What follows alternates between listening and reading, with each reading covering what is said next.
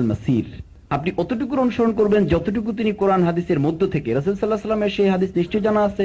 যখন তারা অগ্নিকুণ্ডের পাশে বসে আলোচনা করছিলেন, একদল বলছিলেন যে তুমি নির্দেশ দিলে আগুনে ঝাঁপিয়ে পড়বো, আরেকদল বলছে প্রশ্নই ওঠে না, এইটা তো আমাদের প্রয়োজন নেই। তখন রাসূল সাল্লাল্লাহু আলাইহি ওয়াসাল্লাম সেখান দিয়ে যাচ্ছিলেন, বলা হচ্ছিল এই দুই দলের মধ্যে বিপদগামী কে? তখন বলা হচ্ছিল যে ওই দল বিপদগামী যদি তোমাদের মধ্য থেকে ওই নেতার কথা শুনে যে সে যদি আগুনে ঝাঁপ দিত, কারণ এটিতেও ইসলামের এমন কোনো বিষয় নয় যে তাকে আগুনে ঝাঁপ দিতে হবে।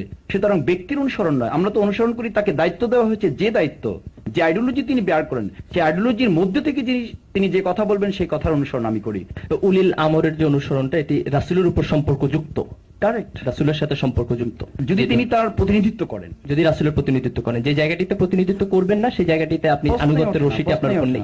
জি, ধন্যবাদ মাসুদ। যে সামনে একটি সম্পর্ক প্রশ্ন আছে বোধহয় আমাদের সম্মানিত কোনো বোন।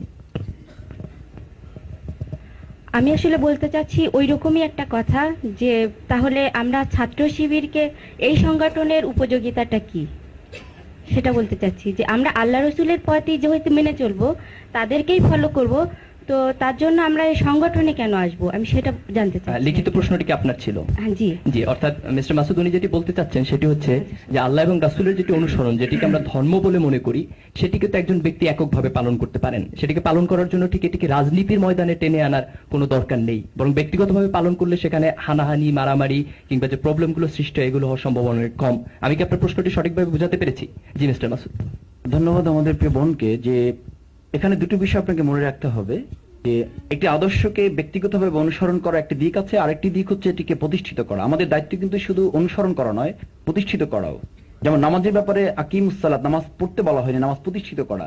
ঠিক তার সাথে আকিমুদ্দিন, ইসলাম প্রতিষ্ঠিত করাটা বলা হয়েছে। আপনি শুধু কোরআন পড়বেন, কোরআন অনুসরণ করবেন ব্যক্তিগতভাবে, বাট এটিকে এস্টাবলিশ করবেন না সমানে তা না। আপনার দায়িত্ব কিন্তু মনে রাখতে হবে, আপনাকে যে দায়িত্ব দিয়ে পাঠানো হয়েছে সেটি হচ্ছে ইন্নী জাইলুন ফিল আরদি খলিফা, আপনি হচ্ছেন আল্লাহর পক্ষ থেকে পাঠানো প্রতিনিধি।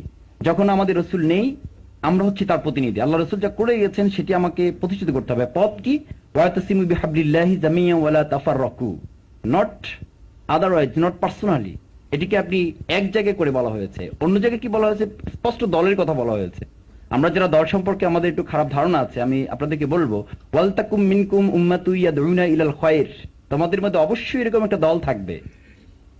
ওয়ালতাকুম মিনকুম উম্মাতুন ইয়াদউনা ইলাল খায়র, তোমাদের জাতির মধ্যে এমন একটা দল থাকবে, ইয়া'মুরুনা বিল মারুফ ওয়া ইয়ানহাউনা আনিল মুনকার, সে সৎ কাজের আদেশ করবে, অসৎ কাজের নিষেধ করবে। আপনাকে মনে রাখতে হবে, শুধুমাত্র সৎ কাজের আদেশ করার মধ্যে যদি আপনি সীমাবদ্ধ থাকেন, দ্যাটস নট প্রবলেম। কিন্তু প্রবলেম হচ্ছে যখন আপনি অসৎ কাজে নিষেধ করতে যাবেন, আর নিষেধ করতে যেতেই আপনি একা পারবেন না, আপনাকে সংঘবদ্ধ হয়ে যেতে হবে। হ্যাঁ মিস্টার মাসুদ, ঠিক আছে, এটি একটি সংঘবদ্ধ দল, কিন্তু সংঘবদ্ধ দলটিকে রাজনৈতিক হওয়ার কি প্রয়োজন? না, রাজনৈতিক অর্থ আপনি এই সংঘবদ্ধতা কিসের ভিত্তিতে হবেন? একটি আদর্শের ভিত্তি করেই তো আপনি একটি জায়গায় একত্রিত হবেন না, তাদেরকে সরকার ইলেকশন করা কিংবা সরকার ফরমেশন করা এই দিকে যাওয়ার কি প্রয়োজন? যেতে হবে এই জন্য যে আমাদের দেশে যখন আপনি দেখেন নকলের উপর আমাদের দেশের ওয়াইজিনরা, আমি নিজেও, আমি মাদ্রাসা থেকে পড়াশোনা করে ইউনিভার্সিটিতে এসেছি, আমি মাদ্রাসা থেকে পড়াশোনা যখন করেছি নকলের বিরুদ্ধে যথেষ্ট ওয়াজ করার সুযোগ পেয়েছি। দেখেন, এই নকলের বিরুদ্ধে যত ওয়াজ করা হোক না কেন, যদি গভর্নমেন্টের ব্যাপারে একটা সরকার যদি উদ্যোগ না দিত, আপনি বলেন যে ওয়াজ করে শুধুমাত্র আমাদের দেশের হুজুরদেরকে যদি লাইসেন্স দেওয়া হতো যে আপনারা ঘন্টার পর ঘন্টা ওয়াজ করবেন, নকল বন্ধ হতো। আপনি বলেন পলিথিনের বিরুদ্ধে আমাদেরকে যদি লাইসেন্স দেওয়া হতো, ঘন্টার পর ঘন্টা ওয়াজ করেন, আপনি কি পলিথিন বর্জন করতেন? আপনি বলেন ধূমপানের বিরুদ্ধে আপনি কম বক্তব্য দিয়েছেন। গভর্নমেন্ট উদ্যোগ নেওয়ার পরেও কিন্তু আজকে দেখবেন যে কোথাও কোথাও লুকোচুরি খেলছে মানুষ। কেন খেলছে? তার নৈতিক রিভলিউশন যেটি, নৈতিক মোটিভেশন যেটি, সেটি হয়নি।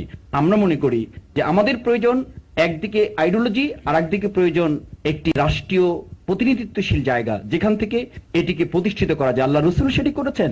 মক্কায় তিনি পারেননি, পেরেছেন মদিনায় গিয়ে, তার সেখানে তিনি পাওয়ার হাতে নিয়েছিলেন। আমাদের পাওয়ারের ক্ষমতা, আমরা লোভ নেই, কিন্তু এটি প্রয়োজন আমার পুরো আদর্শকে ময়দানে বাস্তবায়ন করার জন্য। অর্থাৎ আপনি বলতে চাচ্ছেন সমাজের যে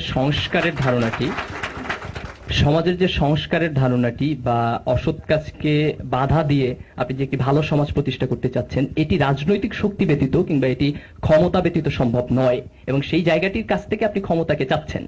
না, ক্ষমতা চাচ্ছি বলতে মানুষ যখন দেখবে যে আমার মধ্যে এমন কিছু বিষয় আছে যে বিষয়গুলো তার জন্য প্রয়োজন, তখন আলটিমেটলি মানুষ আমার কাছে ক্ষমতা প্রয়োগ করবে। এবং তখন এখানে একটা সম্পর্ক প্রশ্ন আছে, অবশ্যই এটি সম্পর্ক যুক্ত হতে হবে। জি ভাইয়া আপনি বলেছেন যে দলের কথা, যে দলটি হচ্ছে আল্লাহ এবং তার রাসূলের দল এবং সেই দলটি হচ্ছে উত্তম এবং আমাদেরকে সেই দলের মধ্যে ইনক্লুড হতে হবে। কিন্তু বাংলাদেশে দেখা যাচ্ছে যে একটা দল, মানে পীর সাহেবের দল বলছে আমাদের দল তো সঠিক, তাবলিগের দল তারা বলছে আমাদের দল সঠিক, এটা আল্লাহর জন্য কাজ করছে, শিবির বলছে যে আমাদের দল সঠিক আল্লাহর জন্য কাজ করছে। তাহলে আমরা তো দ্বিধার দ্বন্দ্বের মধ্যে পড়ে যাচ্ছি যে কোন দলের মধ্যে প্রবেশ করবো। জি, মিস্টার দল তো মাসুদ। সবগুলোই ঠিক। এক্সকিউজ মি, আমাকে মাফ করবেন, আগে একটু বলে নিচ্ছি।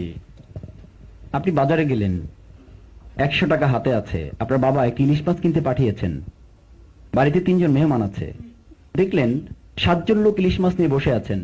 আপনার খুব রাগ হলো, ইলিশ মাছ ভালো জিনিস, 7 জন নিয়ে বসে আছে কেন? একজন বসে থাকবে, গিয়ে 100 টাকা দিয়ে কিনে চলে আসবো। আপনি যখন 7 জন লোকের কাছে দেখলেন, রাগ করে 5 কেজি খেসারির ডাল কিনে বাড়ি চলে গেলেন। What is it? 100 টাকার একটা ইলিশ মাছ কিনতে গেলে আপনি কি করেন? এই ইলিশ মাছটি বরফ দেওয়া নাকি বরফ না দেওয়া, এটি কি গালি লাল না সাদা, এটি পেটে কি ডিম আছে কি নেই, এটি লেজের দিক মোটা না মাথার দিক মোটা, এটি কি দেখতে তৈলাক্ত নাকি সাদা। 100 টাকার বাজার করতে গিয়ে যদি আপনি এত পর্যবেক্ষণ করেন, যে আন্দোলন, যে সংগঠন আপনার দুনিয়ার মুক্তি এবং পরকালীন শান্তি নিশ্চিত করবে, সেটি দেখার ক্ষেত্রে তো আপনার কাছে অবশ্যই কোরআন এবং হাদিস আছে। আপনি আমার কথা শুনে তো ইসলাম আন্দোলন করবেন না, আপনি ইসলাম আন্দোলন করবেন কোরআন এবং হাদিসের মূল বক্তব্য থেকে দেখে। এটি পীর সাহেব কি বলেছে, আমি কি বলেছি, it is not our document. সেজন্য আপনার দায়িত্ব হচ্ছে আপনি এটি করে, যে এই কথা বলে আমাদেরকে বলে যে হুজুররা আপনারা এক জায়গায় হন, যেটি বলতেছে সে কিন্তু ধর্মনিরপেক্ষতার আন্দোলন করতেছে। আমরা তাকে বলি আপনি ইলিশ মাছ 60টি দোকান থেকে রাগ করে ডাল কিনে নিয়ে যাবেন না, কারণ এই 60টি থাকাতে আপনার সুবিধা হয়েছে, এর মধ্যে কোনটা ভালো সেটি আপনি দেখতে পারবেন। আজকে ইসলামী আন্দোলন অনেকগুলো থাকার কারণে আপনার তো সুযোগ আছে এর মধ্যে প্রপার কোনটি। আর যদি একটি থাকতো, যদি শুধু ছাত্র শিবির থাকতো, অথবা ধরেন শুধুমাত্র একজন পীর সাহেব থাকতো, তাতে ভালো মন্দ আমরা খুঁজতে পারতাম না, বরং সে আরো তাতে বেশি স্বেচ্ছাচারী হয়ে উঠতে পারতো। জি, ধন্যবাদ জনাব মাসুদ। আমি পরবর্তী প্রশ্নে চলে যাচ্ছি, এটি নিয়ে আর সম্পূর্ণ প্রশ্ন নিব না, আমাদের হাতে অনেকগুলো প্রশ্ন আছে। মোহাম্মদ আব্দুল সালাম, দর্শন বিভাগ। আমার প্রশ্নটা করার আগে আমি কিছুটা বলতে চাচ্ছি যে আমি লক্ষ্য করেছি ঢাকা বিশ্ববিদ্যালয়ের প্রত্যেকটি ডিপার্টমেন্টের ছাত্রদের মধ্যে, ছাত্র ভাইদের মধ্যে ছাত্র শিবিরের কার্যকারিতা বিদ্যমান রয়েছে, যার কারণে আমার মনে হয় বিশ্ববিদ্যালয়ের ছাত্ররা ছাত্রদের একটা বড় অংশ শিবিরের সাথে প্রত্যক্ষ বা পরোক্ষভাবে জড়িত রয়েছে। কিন্তু ছাত্রীদের মধ্যে আমি লক্ষ্য করেছি এই ছাত্র শিবির সম্পর্কে একটা নেগেটিভ ধারণা রয়েছে। এর কারণ আমার মনে হয় সেটা হলো